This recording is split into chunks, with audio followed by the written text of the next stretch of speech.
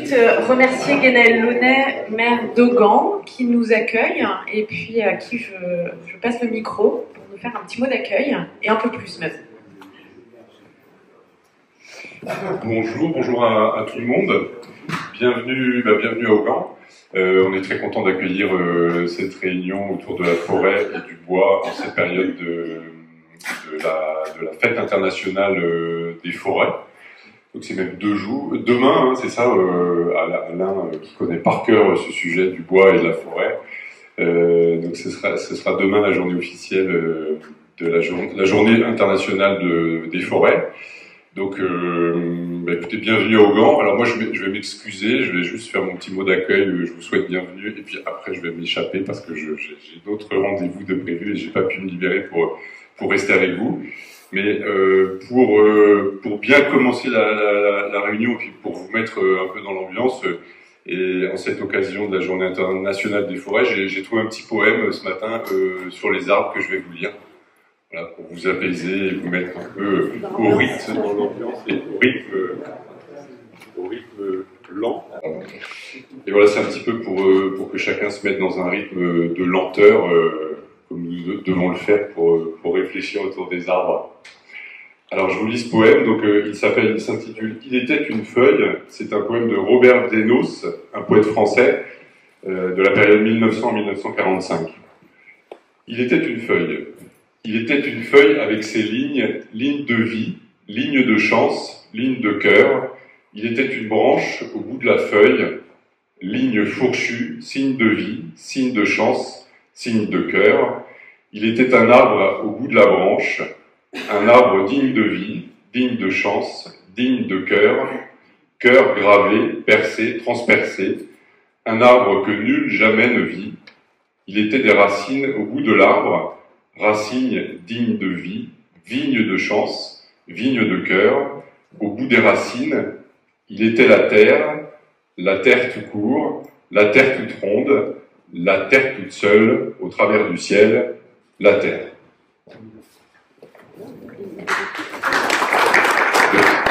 C'est un poème de Robert Desnos, poète français de 1900-1945. Voilà, là-dessus, je vous quitte et je vous souhaite une bonne réunion et bonne réflexion. Merci. Ça fonctionne ? Ouais. Voilà, écoutez, on va pouvoir entamer notre matinée, vous redire et peut-être recontextualiser. Nous travaillons donc à l'échelle du pays de Pleuhermel depuis maintenant 2 ans, je pense. Le temps passe vite, mais nous avons souhaité effectivement structurer cette filière forêt, bois et territoire. J'en profite pour remercier Fibois Bretagne qui est vraiment d'un accompagnement précieux sur ce sujet, puisque nous n'avons pas au sein de nos collectivités des experts comme vous pouvez l'être. Donc cet accompagnement est précieux. Nous avons pu aboutir, on a eu l'occasion, et puis effectivement je vois plusieurs personnes qui ont suivi nos travaux, mais on a pu aboutir à notre plan d'action que nous souhaitons mener sur le territoire du pays de Pleuhermel, un engagement qui a été réaffirmé par les 2 présidents de PCI, Jean Boulaire, que je remercie d'être présent ici ce matin, et Patrick Le Diffant, président de Pleuhermel Communauté. Voilà, à un moment où on a peut-être eu quelques flottements l'année dernière sur l'émission du pays de Pleuhermel. En tous les cas, voilà, il y a eu une réaffirmation de l'importance de cet enjeu de travailler avec les professionnels, avec les propriétaires forestiers, voilà, de vraiment structurer. Nous avons des enjeux et nous prenons notre part en tant qu'élus pour répondre à ces enjeux en termes environnementaux. On était l'autre jour côté OBC sur un séminaire sur les énergies renouvelables. Ça a aussi été l'occasion de parler de comment est-ce qu'on fait, quels moyens d'agir aussi sur le bois, alors là côté bois énergie, mais voilà, on voit que sur les nombreux enjeux que nous avons et les défis que nous avons à relever, celui-ci en est un majeur. Donc nous sommes contents d'avoir eu un peu cette anticipation et d'avoir ce plan d'action qu'il nous faut désormais mettre en œuvre. Alors pour cette année, on missionne Fibois pour coordonner un petit peu tout ça et lancer les choses. L'idée étant bien ensuite de nous structurer pour faire vivre ce plan d'action, puisque Voilà, ça va être du quotidien et il ne faut pas que la dynamique que nous avons pu insuffler sur le territoire retombe. Donc c'est important. Donc c'est une première journée qui va se décliner avec des actions. Chloé va pouvoir nous en parler, mais je tenais à vous remercier pour votre présence ici ce matin. Et puis c'est le début d'eux et on espère qu'il y en aura de très nombreuses actions à venir. Voilà, je passe la parole à Chloé qui va mener la danse de cette matinée. Merci. Merci Gaëlle. Donc comme Gaëlle l'a dit, aujourd'hui on est dans la semaine des Journées internationales des forêts, donc qui ont lieu le 21 mars officiellement.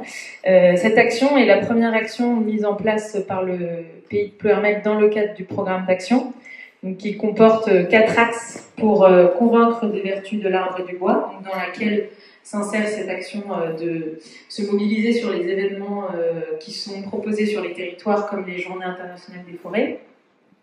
Il y a un axe sur développer la ressource en qualité et en quantité, un axe pour améliorer l'adéquation entre la ressource et le marché, et un axe pour améliorer l'attractivité de nos métiers et formations de la filière.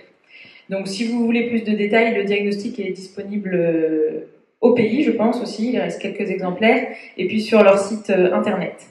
Et sinon, vous revenez vers moi, je peux vous le transmettre. Donc, juste pour revenir sur les Journées internationales des forêts, elles ont été créées par l'ONU en 2011 suite à l'année internationale des forêts, pour instaurer des journées qui mettent les forêts à l'honneur, donc le 21 mars. En France, c'est du 16 au 24 mars, c'est la semaine qui englobe cette journée-là. Et donc, on retrouve une centaine d'activités qui ont pour but de célébrer la forêt, l'arbre et le bois, et de sensibiliser à sa multifonctionnalité, donc à ses services économiques, ses services environnementaux et ses services sociaux. Et donc, l'idée aujourd'hui, c'est de pouvoir vous montrer différentes actions qui ont lieu sur le territoire et en dehors aussi pour partager des retours d'expérience, et qui mettent en faveur l'un de ces services. Voilà. Et simplement, pour ceux qui sont intéressés, donc sur le territoire, c'est pas la seule action qui a lieu pendant ces journées-là. Il y a aussi la visite de la forêt du Lobo à Carreau, vendredi 22 mars. Donc pour parler de plantation, donc de pouvoir planter pour accroître la ressource. Donc comme ça fait partie aussi de nos axes, développer la ressource en qualité et également en quantité. La gestion. Aujourd'hui, sur le territoire, on a aussi, on dit que la forêt croît, mais on a quand même une surface importante de peuplement pauvre. Donc, quand je dis peuplement pauvre, c'est qu'il n'y a pas de vocation de bois d'œuvre. Donc, l'intérêt, c'est aussi de pouvoir les mettre en gestion. Ça ne met pas de côté la biodiversité ou le social, mais de pouvoir les mettre en gestion pour derrière les exploiter et pouvoir stocker aussi du carbone. Et enfin, la valorisation de ces bois, si possible localement, pour stocker le carbone localement. Et donc, je vais appeler les premiers acteurs de la première table ronde, donc Aline Velot et Dominique Piriot, pour présenter notre programme forêt à 2 voix. Moi, je vais peut-être me présenter tout de suite. Je suis Dominique Piriot, je suis la présidente de l'association Climaction. Et puis Aline Velot prendra la suite pour présenter de manière plus précise ce programme. Aline qui est salariée de Climaction et chef de projet biodiversité. Alors, tiens, si tu le voulais, voilà, comme ça, tu vas pouvoir... alors, d'abord, Climaction. Climaction est une association que nous avons créée en 2015. Donc, si vous vous souvenez, c'était la COP de Paris. On avait beaucoup d'ambition à l'époque, et donc une mission, c'est d'être laboratoire citoyen. Donc pour anticiper, pour accompagner le changement climatique, puisque notre thématique c'est le changement climatique, avec un objectif principal, c'est la mobilisation, la sensibilisation des habitants pour les amener ensuite à agir face au changement climatique.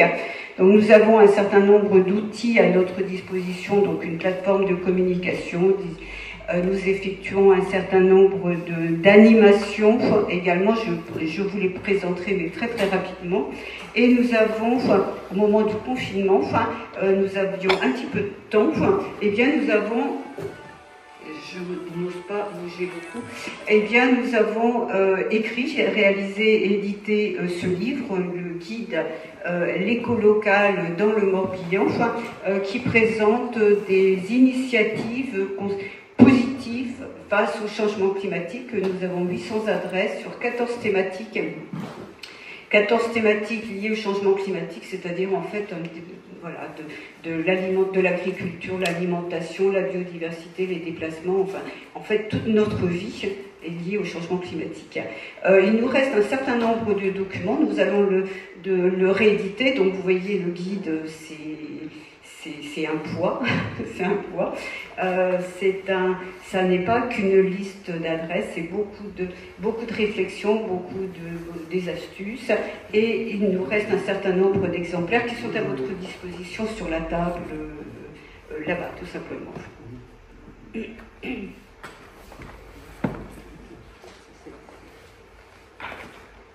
Alors, Climaction, donc 2015, sa création, nous avons aujourd'hui 200 adhérents, enfin 800 adhérents depuis 2015, donc 20 administrateurs, voilà, de manière très très classique, une association qui fonctionne très très bien, on est très très satisfait, on a 10 salariés à l'heure actuelle.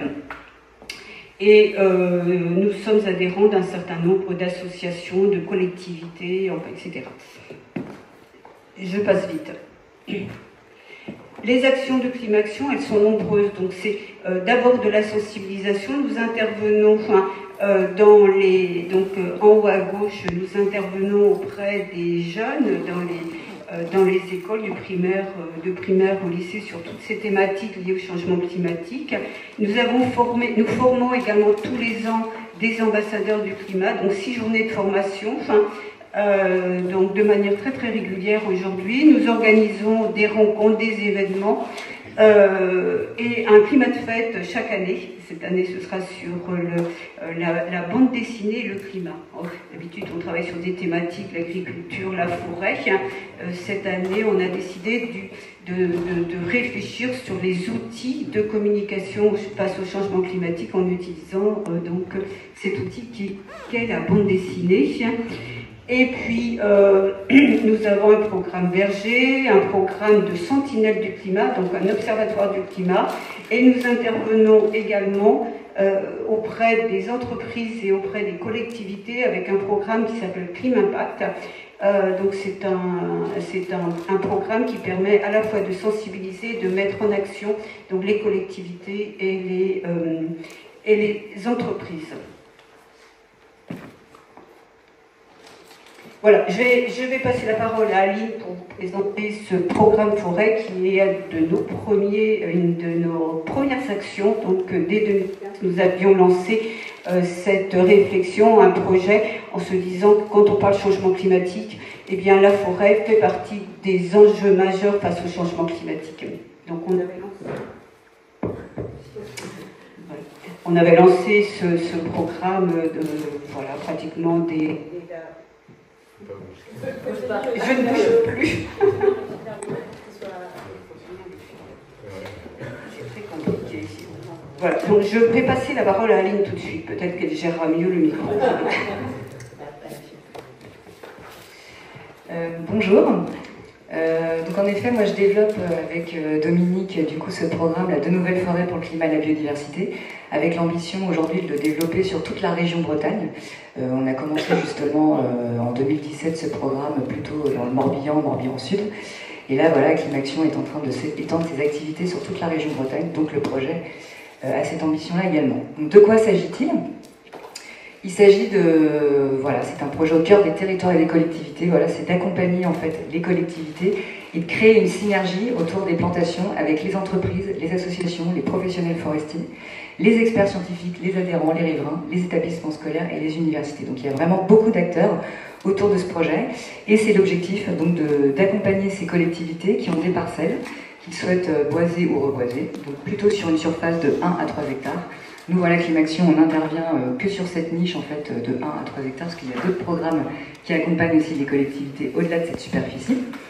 Donc on est vraiment concentré sur cette petite superficie et donc vraiment accompagner ces collectivités pour planter des arbres très diversifiés, adaptés au sol et au changement climatique. Alors quels sont les objectifs de ce programme ? Il y a vraiment 4 points essentiels pour nous autour de l'arbre, qui est donc l'essentiel pour lutter face au changement climatique. C'est avec les forêts, donc améliorer l'accueil de la biodiversité, optimiser le stockage du carbone, développer un support de sensibilisation avec les plantations qu'on mène avec les collectivités et assurer aussi une gestion forestière durable. Alors, comment on s'y prend? Comment on propose en fait d'atteindre ces objectifs? Eh bien, on mène le projet en plusieurs phases. Donc, comme je vous le disais, c'est vraiment, on accompagne les collectivités et donc on intervient sur des parcelles communales essentiellement. Donc la première phase pour accompagner les collectivités, c'est de bien choisir la parcelle. Donc la collectivité en fait va nous proposer une parcelle qu'elle a envie de mettre à disposition, qu'elle a besoin de reboiser ou de boiser naturellement.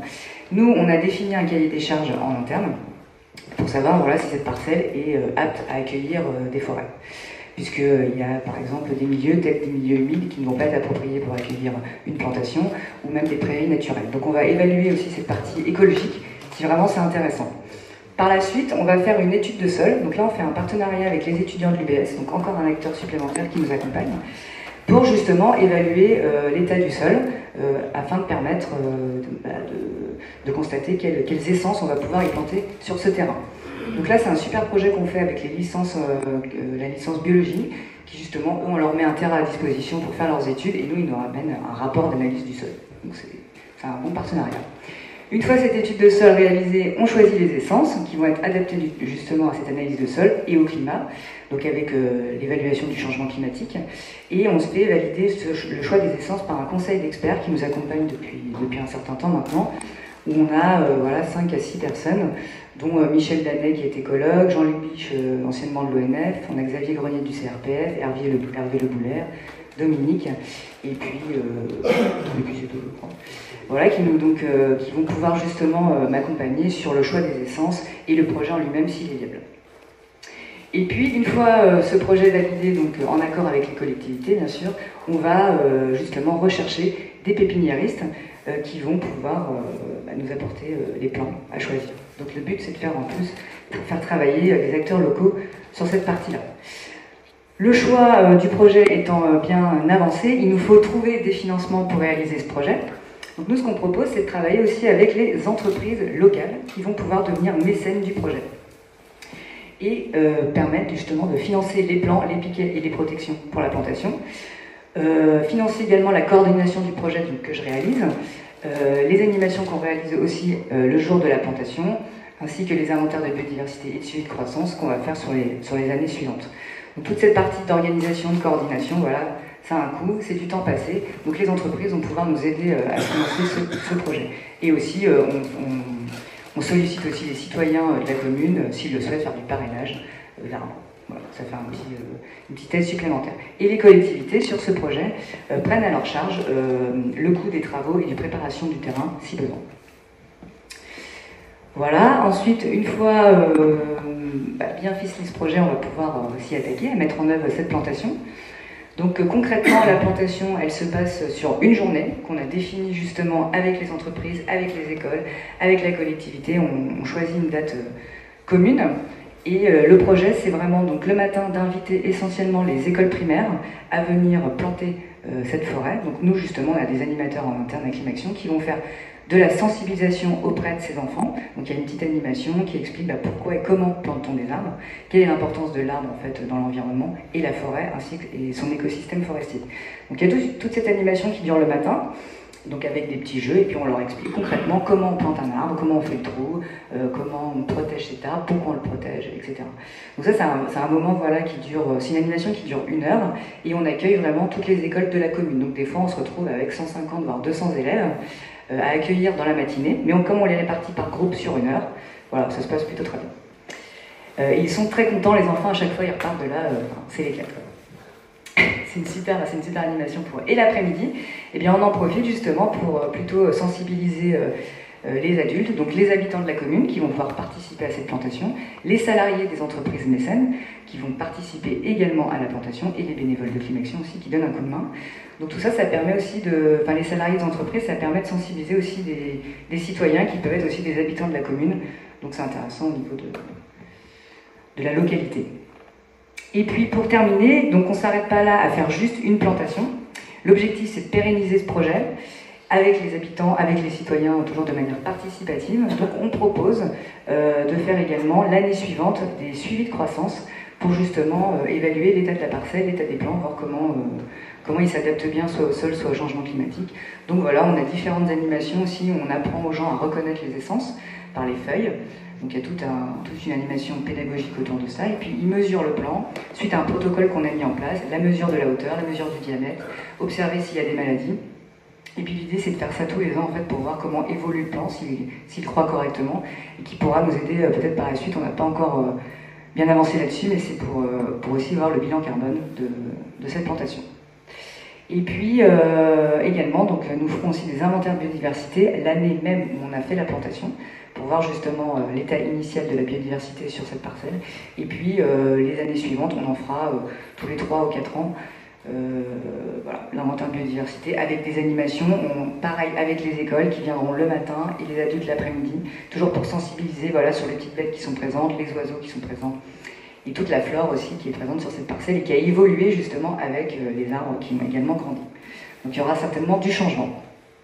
Voilà concrètement comment se passe le projet en lui-même.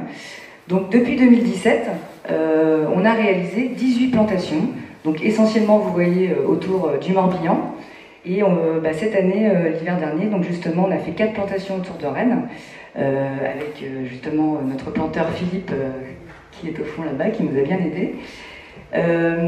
Donc voilà, là c'est un projet qu'on a mené avec le Pays de Rennes, et Fibois également, qui nous a apporté justement ce projet. Donc 4 plantations de 1 à 3 hectares, pareil, donc on a fait nos animations avec les écoles primaires, et sensibiliser les entreprises et les habitants de la commune. Donc concrètement, aujourd'hui, comme je vous le disais, on a 18 plantations dans la région de Bretagne. On a donc au total planté plus de 20 000 arbres, voilà, en chiffres, hein, avec en moyenne 8 essences différentes par plantation. On est donc à plus de 18 hectares déjà reboisés. Et puis voilà, on a réalisé 5 suivis de plantation. Donc voilà concrètement ce qui s'est passé, pour montrer quelques photos. On a fait une plantation à Saint-Congar, donc avec une école primaire, donc là ils sont tous en groupe. Voilà, on a récupéré, ah oui, la particularité du projet dans le cadre de nos plantations, c'est qu'on protège les plants avec des poches à huîtres usagées, qu'on récupère justement donc, auprès des ostréiculteurs, essentiellement du littoral morbihanais. Et donc là c'est très intéressant parce que du coup ça permet de donner une seconde vie justement à ce matériau. Et donc on fait un partenariat avec le Centre régional de conchyliculture qui nous met à disposition les ostréiculteurs qui auraient la quantité nécessaire de poches à récupérer. Et donc avec les collectivités on part chercher à récupérer les poches à huîtres. Voilà, donc j'ai l'exemple voilà, de récupération de poches à huîtres. On voit ici des entreprises qui sont venues participer en fait à la plantation et puis différents habitants et écoles primaires. Donc voilà, c'est un projet qui marche vraiment bien et qui rend les gens heureux. Donc les prochaines actions pour la suite, eh bien, donc ce que vous voyez en vert, c'est ce qui a été réalisé. On se projette certainement pour l'année prochaine un projet de plantation un peu comme le Pays de Rennes, où il y aura 7 communes qui seront intéressées pour faire des plantations forestières avec nous. Et Saint-Malo aussi, on est en discussion pour mener des projets. Sinon, concrètement, cet hiver, on a prévu quelques plantations autour de Bignan, Vannes, Elvin, Damgan, Pleu-Griffette et Prumio, voilà, qui sont en cours de finalisation. Et donc voilà concrètement le projet, comme ça se passe, je vous ai mis une petite chronologie. Donc en hiver, c'est là où se réalisent vraiment nos plantations. En mai-juin, on réalise les inventaires de biodiversité et puis suivi de croissance plutôt à la fin, plutôt septembre-octobre, après la période de nidification où il y aura une fauche qui sera réalisée. Du coup, on aura une vue sur les arbres et on pourra justement mesurer de manière plus visible. Voilà. Donc, les perspectives de notre programme, donc on a envie vraiment, comme je le disais, dans toute la région de Bretagne, et on souhaite vraiment que ces parcelles deviennent un réseau expérimental où on va pouvoir justement évaluer si les essences qu'on a plantées, elles s'adaptent ou pas au changement climatique. Voilà. Donc essayer de se mettre en relation justement avec le réseau forestier référentiel, le référentiel de forestier régional. Et puis on aimerait aussi développer des outils qui vont permettre de fiabiliser, de pérenniser en fait ces projets de plantation. Parce qu'aujourd'hui en fait on signe des conventions avec les collectivités, voilà, permettant d'assurer la durée de vie de cette plantation. Donc on évalue un nombre d'années, voilà, on aimerait que cette plantation dure 30 ans, 40 ans, 50 ans, enfin que le milieu ne change pas via cette convention, donc, mais on aimerait utiliser cet outil qui s'appelle l'ORE, l'obligation réelle environnementale, qui nous permet justement de pérenniser le milieu jusqu'à 90 ans.